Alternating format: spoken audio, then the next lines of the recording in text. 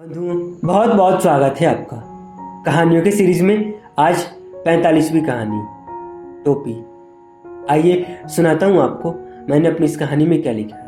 ठीक है। यूं तो उम्र पोते के साथ खेलने की हो गई थी, पर सोहनलाल इस बात से बिल्कुल दूर, एक अलग ही ख्वाहिश के साथ। बचपन से बस एक ही उम्मीद कहें या इच्छा थी, सेठ जी के जैसा टोपी एक दिन मैं भी पहनूंगा। वो पहाड़ी टोपी होती है ना, रंग बिरंगे, जिस पर कढ़ाई किए होते, जिस पर सितारे जड़े होते, ठीक वैसा ही। सेठ जी सोने चांदी के बहुत बड़े व्यापारी थे। शहर की सबसे पुरानी और बड़ी दुकान उन्हीं की थी। सोहनलाल बचपन से उन्हीं की दुकान में काम करता रहा था।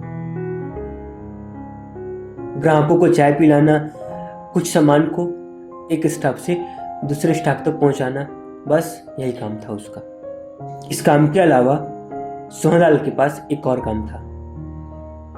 खाली समय में शांत बैठकर वो सेठ जी की उस पहाड़ी टोपी को निहारता रहता। इस इंतजार से देखता कि आखिर कब वो दिन आएगा जब मेरे सर पर भी वैसा ही टोपी होगा। बचपन से वैसी टोपी पहनने का इंतजार थोड़ा अजीब था ना, पर जो था सो था।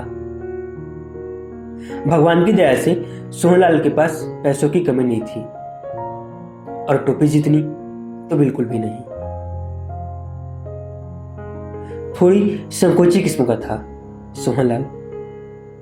सेठ जी से पूछ ही नहीं पाता कि वो ऐसी टोपी बनवाते कहाँ हैं। बचपन से लेकर इस पोते के साथ खेलने वाले उम्र तक पहुंचने के बाद आज उसने सेठ जी से पूछ ही लिया कि आप अपनी टोपी कहाँ बनवाते हो, मुझे भी बनवाना है। और सेठ जी बिना किसी संकोच के दर्जी और टोपी के कपड़े वाले दुकान का पता बता दिया। सोहनलाल आज खुश बहुत था। क्यों? क्योंकि इंतजार की घड़ी अब समाप्त होने वाली थी। अब उसके भी सर पर सेठ जी जैसी टोपी, पहाड़ी टोपी आ जाएगी। उसी शाम सोहनलाल ने एक टोपी बनाने के लिए कपड़ा खरीदा और टोपी बनाने वाले दर्जी के पास चला गया। उसने दर्जी को कपड़े देते हुए कहा, भाई साहब टोपी बनाना है। दर्जी ने कहा, हाँ बन जाएगी। दर्जी सोहनलाल के माथे का नाप ले रहा था। तभी सोहनलाल के दिमाग में एक बात आई, सेठ जी तो हट्टे कट्टे हैं और मैं ठहरा दुबला पतला। उनका माथा भी तो बड़ा है मुझसे। उसने दर्जी से कहा, भाई साहब इतने कपड़े में 2 टोपी बन जाएगी क्या? सोहनलाल मन में ही सोचा था, अगर 2 टोपी रहेगी तो बदल बदल करके पहनूंगा। दर्जी ने पूछा, कितने टोपी का एक कपड़ा है? सोहनलाल ने कहा, 1 टोपी के लिए। दर्जी ने कुछ देर तक सोहनलाल को ध्यान से देखा, फिर उसने कहा, हाँ ठीक है बन जाएगी। और फिर वो माथे का नाप लेना शुरू कर दिया। फिर सोहनलाल को एक ख्याल आया, टोपी 2 हो जाएगी, पर बरसात के मौसम में अगर टोपी सूख नहीं पाई तो? उसने दर्जी से कहा, भाई साहब 3 टोपी बन जाएगी क्या? पिछली बार से थोड़ी अधिक देर तक दर्जी ने सोहनलाल को देखा और फिर कहा, हाँ बन जाएगी।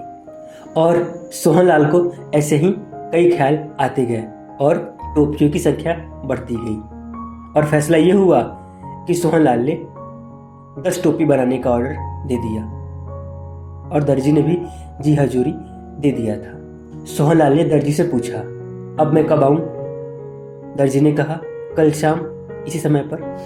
आज सुबह से ही सोहनलाल के दिमाग में एक बात चल रही थी, आज शाम से मेरे पास भी वो पहाड़ी टोपी आ जाएगी। शाम हुई, सोहनलाल दर्जी के पास गए। दर्जी ने उसे देखते ही कहा, हाँ भाई साहब आपका टोपी बन गया है। तो फिर दे दीजिए, सोहनलाल ने कहा। अपनी हाथ आगे करिए, दर्जी ने कहा। सोहनलाल ने हाथ आगे किया। दर्जी ने सोहनलाल के 10 उंगली में एक एक टोपी पहना दिया। अचंभित हुए सोहनलाल ने पूछा, ये क्या है? दर्जी ने कहा, टोपी। फिर सोहनलाल ने कहा, भाई साहब, उंगली में टोपी कौन पहनता है? मैंने तो सर की टोपी बनाने के लिए कहा था ना। अब दर्जी ने कहा, भाई साहब, एक टोपी के कपड़े में 10 टोपी कौन बनवाता है?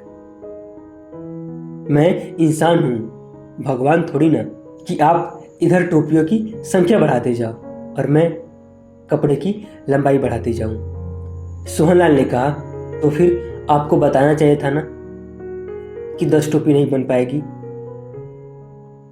तो दर्जी ने कहा, भाई साहब, तो क्या आपकी अक्ल घास चरने गई थी?